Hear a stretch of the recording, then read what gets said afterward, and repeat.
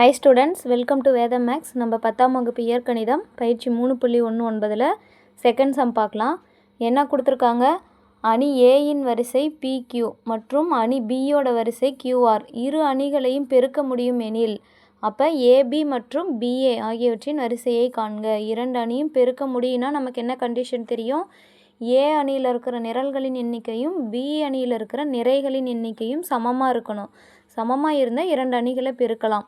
முதல்ல ஏபி, அதாவது பெருக்க முடியும் எனில் ஏபி மற்றும் பிஏவோட வரிசையை கேட்குறாங்க. முதல்ல ஏபி வரிசை கண்டுபிடிக்கலாங்களா?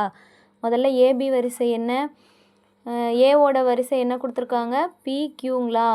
PQ. பியோட வரிசை QR. இப்போது ஏ அணியில் இருக்கிற நிரல்களின் எண்ணிக்கையும் பி அணியில் இருக்கிற நிறைகளின் எண்ணிக்கையும் சேமாக இருக்கணும். சரிங்களா? சேமாக இருந்துச்சுன்னா நமக்கு என்ன இருக்கும்? இந்த ஏபியோட வரிசையை பெருக்க முடியும். ஓகேங்களா? அப்போ ஏவில் இருக்கிற நிறை பியில் இருக்கிற நிரலை எடுத்து எழுதணும். இதுதான் ஏபியின் வரிசை. ஓகேங்களா? நெக்ஸ்ட்டு பிஏவின் வரிசைங்களா? நெக்ஸ்ட்டு அடுத்தது பியோட வரிசை என்ன? பியோட வரிசை நமக்கு QRங்களா?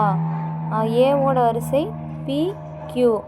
இப்போது இது பியில் இருக்கிற ஃபஸ்ட்டில் இருக்கிற நிரலும் ஏவில் இருக்கிற நிறையும் சமமாக இருக்கான்னு பார்க்கணும்.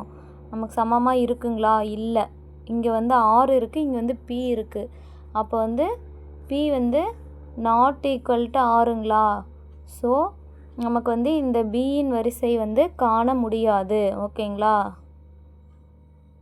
காண முடியாது அல்லது இயலாது, அந்த மாதிரி எழுதிக்கலாம். காரணம் நம்ம எழுதின எப்படின்னா, ஏயின் அதாவது பியின் நிரல்களின் எண்ணிக்கையும் நாட் ஈக்குவல் டு ஏயின் நிறைகளின் எண்ணிக்கை. சரிங்களா? இங்கே பி, இங்கே ஏ. ஏன்னா நம்ம பிஏவை தான் கண்டுபிடிக்க போகிறோம். அதனால் பியில் இருக்கிற நிரல் ஏவில் இருக்கிற நிறை ரெண்டுமே என்னது? நாட் ஈக்குவல்ட்டாக இருக்குது. அதாவது R not equal to P. Thanks for வாட்சிங்.